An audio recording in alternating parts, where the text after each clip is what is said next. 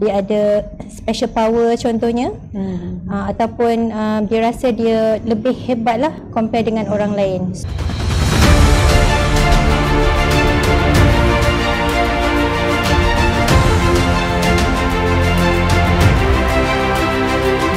Bismillahirrahmanirrahim.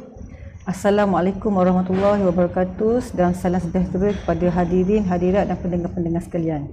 Okey, saya Nur Husni binti Muhammad Yusof akan mengencarakan program berbicara Suara Hati Wanita, anjuran Urus Setia Wanita Terengganu. Okey, untuk makluman doktor dan hadirin hadirat sekalian, penubuhan Urus Setia Wanita Terengganu ini baru lagi ditubuhkan oleh kerajaan negeri melalui portfolio pembangunan wanita keluarga bagi menjaga kedudukan golongan wanita seiring dengan hasrat dan kehendak rakyat. Okey, selain itu kerajaan negeri bersetuju menubuhkan Urus Setia Wanita ini bagi memastikan perancangan dan pelaksanaan portfolio wanita ini dapat dibuat dengan baik. Okey, melalui Urus Setia ini dapat membantu peranan Yayasan Pembangunan Keluarga dan Jabatan Kebajikan Masyarakat dalam bekerjasama menyelesaikan isu-isu wanita yang berbangkit. Okey, antara teras-teras wanita termasuklah pembangunan diri, pemeliharaan hak-hak wanita, pelibatan golongan wanita serta pemeriksaan institusi dan sistem sokongan keluarga. Okey, berbalik kepada topik kita hari ini, akan membincangkan mengenai tajuk penyakit bipolar disorder. Okey, doktor, yang kefahaman yang saya tahu mengenai penyakit bipolar disorder ni, kalau bahasa umumnya yang diketahui ramai adalah kemurungan atau depresi. Betul tak, doktor?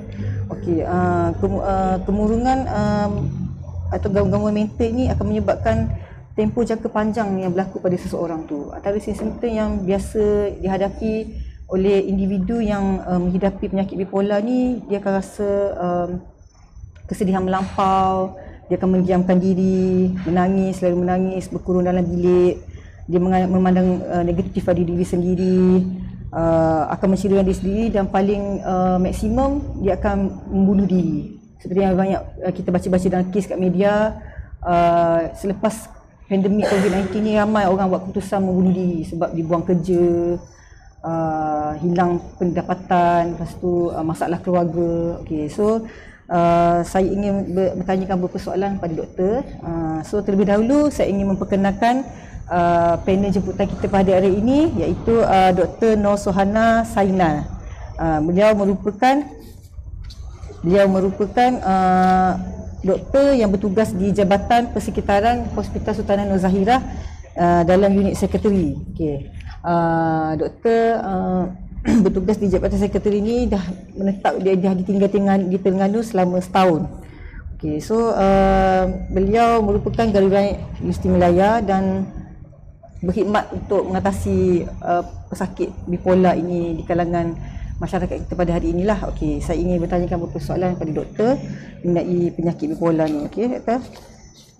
Okey, soalan pertama, ramai yang tidak mengetahui tentang penyakit bipolar ini, ya doktor.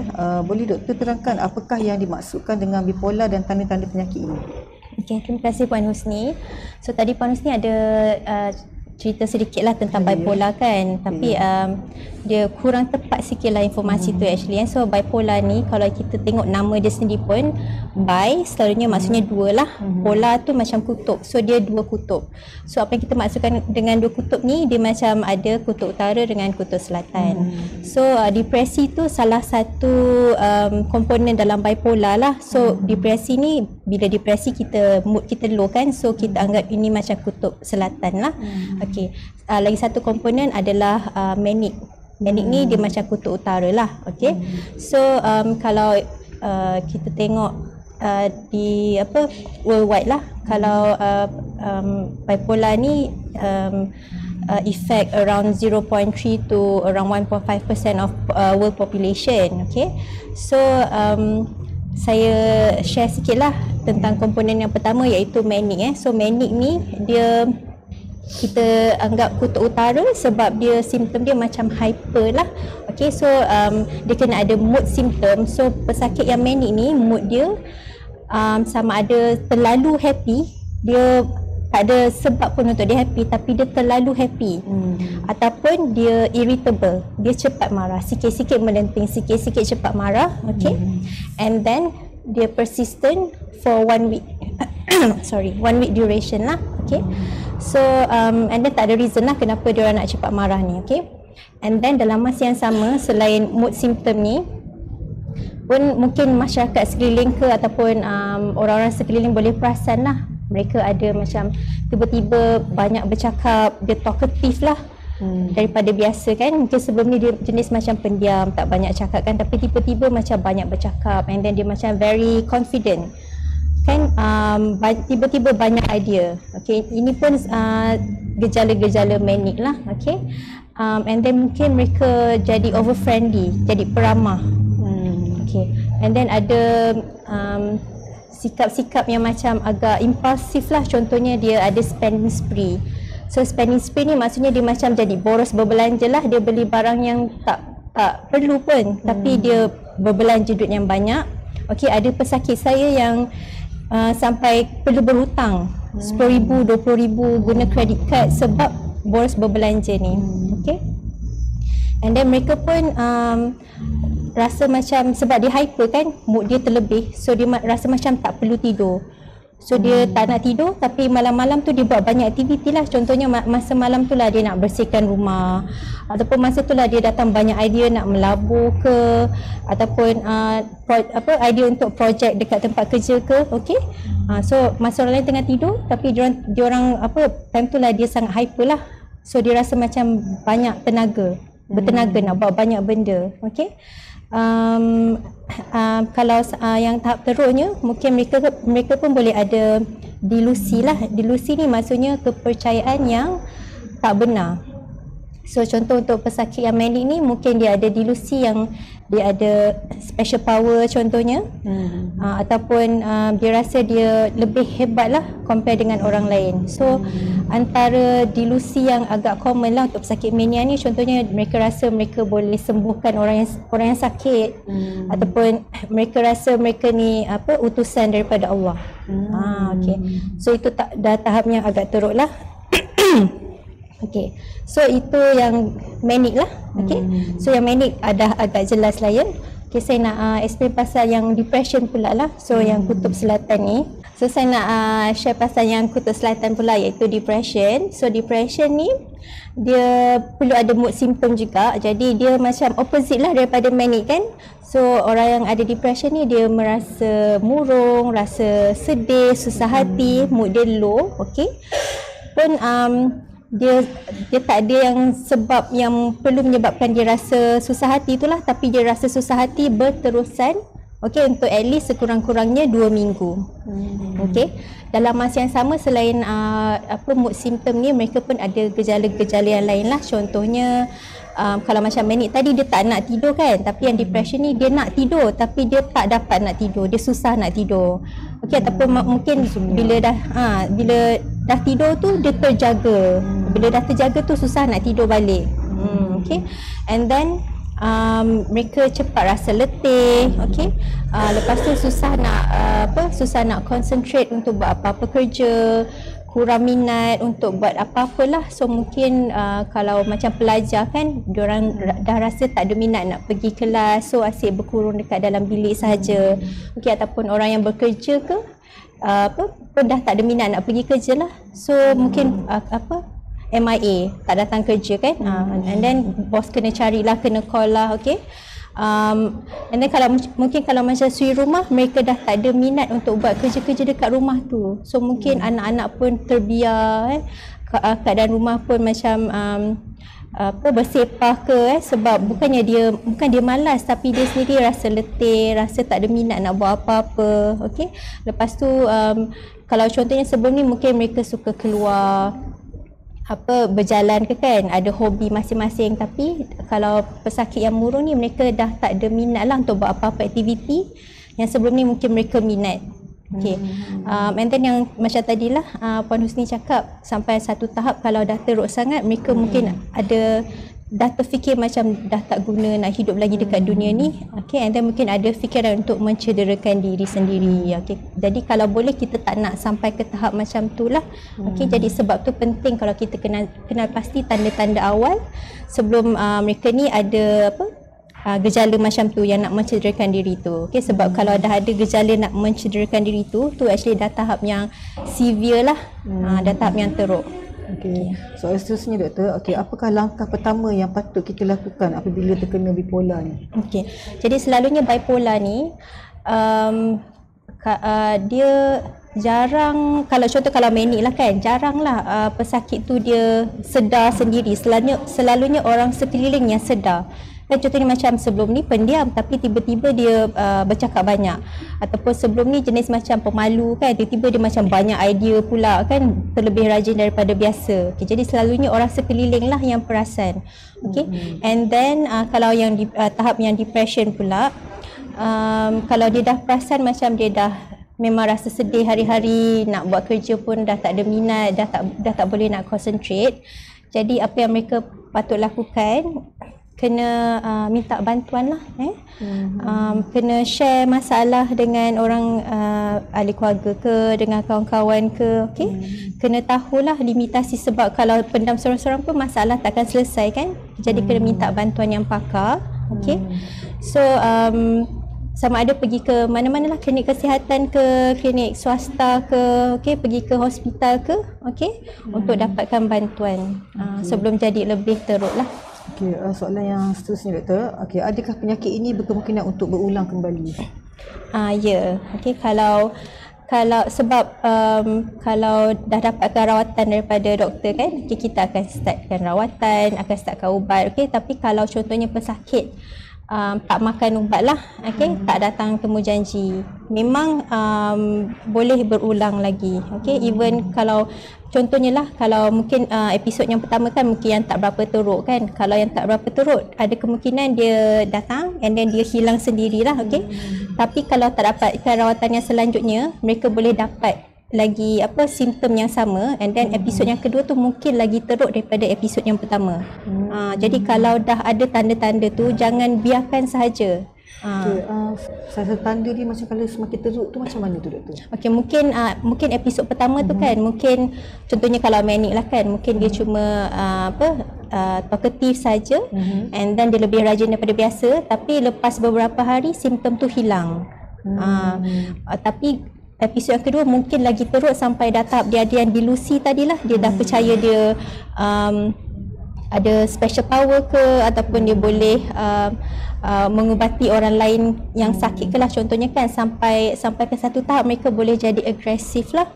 Mungkin mengganggu ketenteraman awam kan. Agresif tu macam mana tu? Bentuk macam mana tu agresif dia kan? Macam mana? Agresif macam mana tu? Okay, so contohnya lah ada pesakit saya, sebab dia percaya dia ni macam utusan Allah kan. So dia pergilah ke surau, ke masjid-masjid, and then dia cuba nak bagi ceramah pada orang yang datang surau tu, and then tapi sebab tak boleh patutnya kan, jadi berlakulah pertengkaran di situ, and then sampai ke tahap yang fizikal.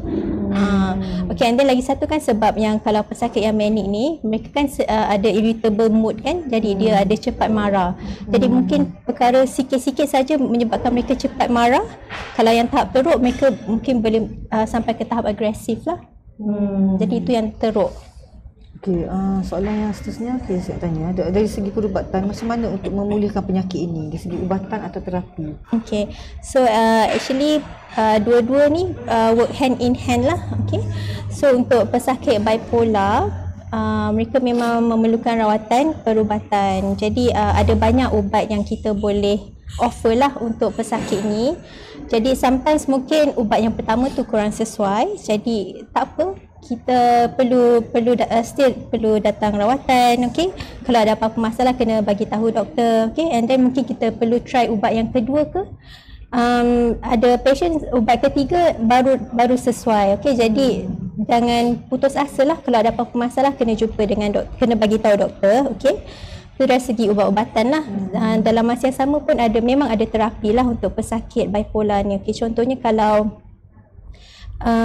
kalau yang pesakit bipolar depression kan, kita boleh bagi terapi untuk mereka keluar daripada kemurungan tu lah. Okay, mungkin individual psychotherapy ke contohnya. Okay, and then penting untuk mereka ada ritual, rutin harian lah. Okay, interpersonal psychotherapy and social rhythm therapy lah, IPSRT. Okay, sebab contohnya lah kan, kalau mereka tak cukup tidur, nanti senang untuk dapat relapse. Jadi mereka kena ada rutin lah, kena masuk tidur waktu yang lebih kurang sama. Okay, ada jadual lah. Ya, kena ada jadual. And then kalau boleh kerja pun memang kena rancang lah. Kena elakkan plan yang ad hoc. Okay, kalau macam even nak pergi bercuti ke, kena rancang dulu. Tak boleh ad hoc macam tu lah. Tiba-tiba esok nak pergi bercuti kat sini. Kalau boleh elakkan lah, sebab kalau ad hoc plan ni boleh menyebabkan seseorang tu rasa stres. Jadi bila stres ni senanglah tinggilah risikonya untuk dapat relapse bipolar ni. Okay. Kalau anda kata tak bergantung pada ubat, macam mana keadaan dia? Orang yang sakit bipolar ni. Kalau yang tak bergantung pada ubat, dia malas, dia culas nak makan ubat ke?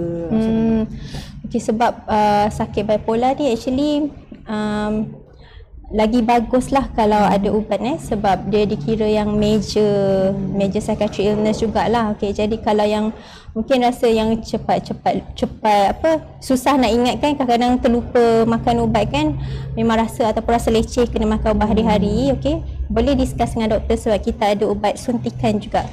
Ubat suntikan ni sebulan sekali sahaja. Jadi mungkin kan kalau yang orang yang busy kerja kan, kena outstation sana sini kan, mungkin ini option yang lebih sesuai lah untuk mereka. Tapi masalah sekarang ada setengah orang tu yang dia macam tak akui dia ada penyakit macam tu. Macam mana tu ahli keluarga nak mendorong pesakit tu untuk pergi hospital, makan ubat? Kadang-kadang dia kata aku tak ada lah sakit ni, dia okey je lah. Tu masalah yang susah sikit lah kalau nak menyedarkan orang yang bipolar ni yang dia ada penyakit tu. So macam mana tu kata? Betul. Aku tak sakit lah, aku okey je, aku sihat je. Tapi dia memang ada penyakit tu, kalau dia tak pakai ubat dia macam takut membahayakan orang lain. Macam mana tu kita nak memujuk orang yang ada penyakit tu supaya dia buat terapi-terapi yang doktor sebutkan tadi tu? Okay, jangan putus asa lah. Jelas sebab mungkin masa awal-awal mungkin saya rasa semua orang pun kalau dibagi tahu mereka ada penyakit, semua orang pun mungkin susah nak terima kan, apa-apa penyakit lah. Tak kira penyakit mental ke, penyakit jantung ke, penyakit darah tinggi ke. Okay, mungkin awal-awal mungkin memang susah nak terima lah. Tapi kita, kalau kita memang ambil berat kepada ahli keluarga kita tu kan, kita jangan putus asa, kita teruskan memujuk. Okay, kita teruskan bagi, dalam masa yang sama kita pun kenalah bagi tahu serba sedikit tentang gejala-gejala penyakit ni lah. Okay, jadi kita sebagai ahli keluarga kita pun kena ada informasi jugalah, kena ada pengetahuan tentang penyakit tu sendiri. Okay, and then itulah, teruskan memujuk. Okay, so soalan terakhir saya, nasihat doktor terhadap individu dan juga masyarakat dalam menangani penyakit ini. Okay, so kalau boleh kita jangan pandang serong lah pada pesakit psikiatri. Okay, sebab selalunya kalau kita dengar je orang tu ada sakit mental, sakit psikiatri, kita akan cuba jauhkan diri. Kan, kita akan pandang serong, kita akan macam kita label orang ni orang gila. Okey, kalau boleh jangan macam itulah. Okey, kita kena anggap sakit psikiatri ni adalah salah satu jenis penyakit yang lebih kurang sama macam sakit kencing manis, sakit darah tinggi, sakit jantung. Okey, so penyakit ni boleh dikawal, okey, dengan rawatan yang bersesuaian. Okey, dan kita sebagai masyarakat sekeliling kena ambil tahulah tentang penyakit-penyakit yang ada ni. Okey, kita kena ambil berat tentang orang-orang sekeliling kita. Okey, and then kalau ada orang-orang sekeliling kita yang ada masalah mental ni, kita kena bagi kata-kata semangat, kata-kata dorongan. Okey, sebab support system tu sangat penting lah untuk pesakit ini cepat sembuh daripada penyakit mereka. Okay. So terima kasih kepada Dr. Nur Sohana kerana berkongsi berapa tips ataupun kaedah rawatan dan memperkenalkan ciri-ciri penyakit bipolar yang ramai di antara kita yang tidak sedar. Kadang-kadang dia ada penyakit tu tapi dia tak tahu macam mana cara untuk mengatasinya. So bagi saya kesimpulan daripada penyakit ini, jika seseorang tu mempunyai masalah atau tekanan tu, dia kena buat check ataupun dia pergi buat rawatan, buat temu janji kat hospital untuk mengenal pasti penyakit yang dihadapi. Kadang-kadang boleh katakan semua orang yang ada penyakit ni, sama ada yang tingkat bawah ataupun orang profesional, sebab ia melibatkan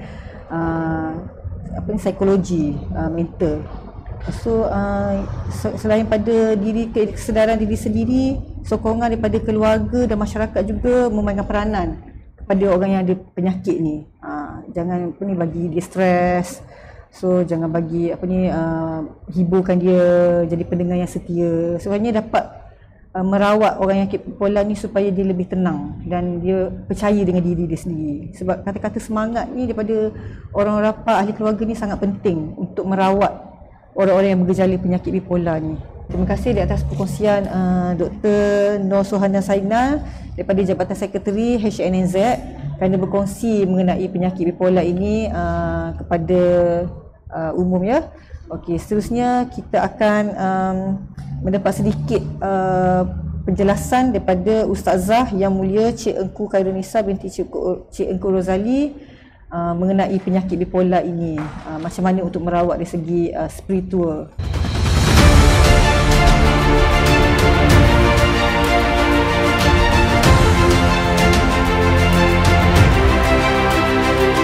A'udzubillahi minasyaitonirrajim. Bismillahirrahmanirrahim. Alhamdulillahirabbil alamin. Wassalatu wassalamu ala asyrafil anbiya'i wal mursalin wa ala alihi wa sahbihi ajma'in. Qala rabbi shrah li sadri wa yassir li amri wahlul 'uqdatam min lisani yafqahu qawli. Wala haula wala quwwata illa billahil aliyyil azim. Wala haula wala quwwata illa billahil aliyyil azim. Wala haula wala quwwata illa billahil aliyyil azim. Alhamdulillah. Segala syukur, nikmat, selawat dan salam dirafakkan kepada Sayyidina junjungan kita Rasulullah sallallahu alaihi wasallam. Diucapkan syukur kepada Allah juga di atas nikmat iman dan sihat yang Allah bagi pada kita. Alhamdulillah. Firman Allah Subhanahu wa taala yang berbunyi, a'udzubillahi minasyaitonirrajim. Bismillahirrahmanirrahim. Walanabluwannakum bisyai'in minal khaufi wal ju'i wa naqsin minal amwal wal anfusi wath thamarat wa basyyiris sabirin alladzina idza asabathum musibatun qalu inna lillahi wa inna ilaihi raji'un. Apa kata Allah Subhanahu wa taala? Demi sesungguhnya kami akan menguji kamu dengan sedikit perasaan takut, khauf wal ju' dan perasaan lapar, wa naqsim minal amwal, dan kita akan diuji oleh Allah Subhanahu wa taala dengan sedikitnya harta, wal anfusi wath thamarat wa basyiris sabirin, dan kita akan diuji dengan jiwa kita dan perasaan takut kita. Dan Allah kata wabasyiris sabirin, maka berikanlah kabar berita kepada orang yang bersabar. Siapakah orang yang bersabar itu? Allah sambungkan lagi dengan ayat seterusnya, alladzina idza asabathum musibatun qalu inna lillahi wa inna ilaihi raji'un. Orang yang sabar ni yang mana? Mereka yang apabila ditimpa musibah bagi mereka, mereka akan berkata inna lillahi wa inna ilaihi raji'un. Mereka akan berkata daripada Allah ianya datang dan kepada Allah juga ia akan dikembalikan. Jadi alhamdulillah, hari ini kita bersama dengan Suara Wanita membicarakan tentang bab bipolar disorder. Seperti mana diceritakan oleh pakar psikiatri tadi. Jadi insya-Allah saya akan cuba untuk mengupas teknik atau kita kata ujian. Apa sudut pandang ujian di sisi agama ni? Apa yang dimaksudkan dengan ujian? Ujian ini adalah satu perkara yang di mana Allah sebut dalam surah Al-Ankabut untuk melihat kita, keimanan kita. Adakah Allah itu tidak mengetahui bahawasanya kita beriman ataupun tidak? Sama sekali tidak. Allah Maha mengetahui. Allah Al-Alim, Al-Hakim yang Maha bijaksana mengetahui. Namun datangnya ujian ini adalah untuk Allah memberitahu kepada kita, memberi kita kata indikator kepada kita, adakah kita ni layak mengaku beriman sedangkan kita masih belum melalui beberapa ujian.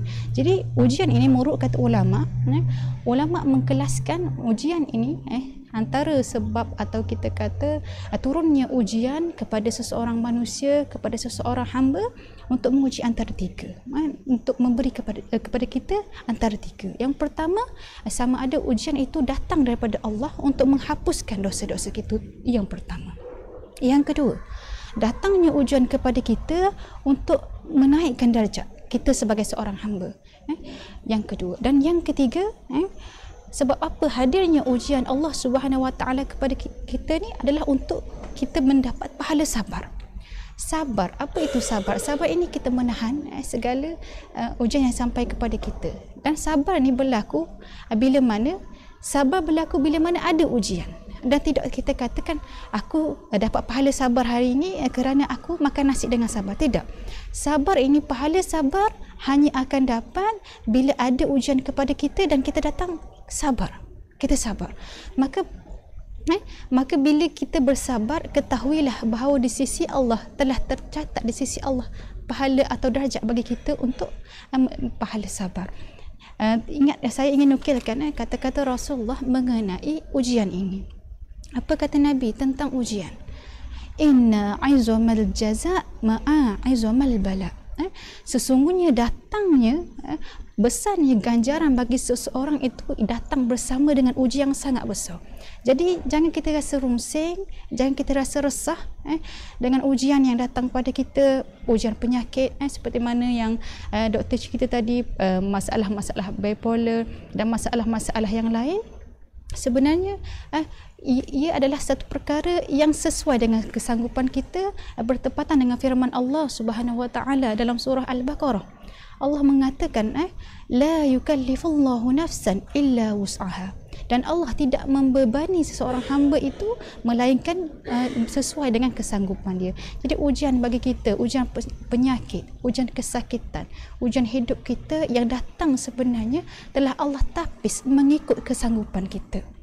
Tidak Allah datangkan ujian dengan sesuatu yang luar daripada kesanggupan kita. Bercerita tentang ujian, kita nak ambil Rasul junjungan kita yang paling besar, Rasulullah sallallahu alaihi wasallam, antara ikon yang mana memang banyak terima ujian di atas diri dia. Tekanan-tekanan daripada Rasulullah lagi banyak daripada tekanan kita.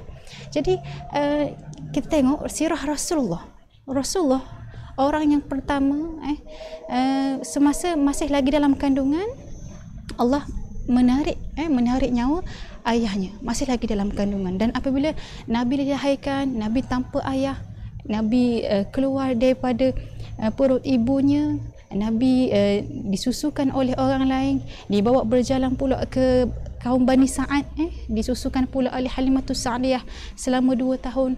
Bila sampai 2 tahun bertemu balik dengan ibu dia, dan Halimatus Sa'diyah memohon untuk menjaga Nabi Muhammad dengan lebih lama, dan pada umur Nabi 4 tahun baru Nabi kembali kepada ibu dia.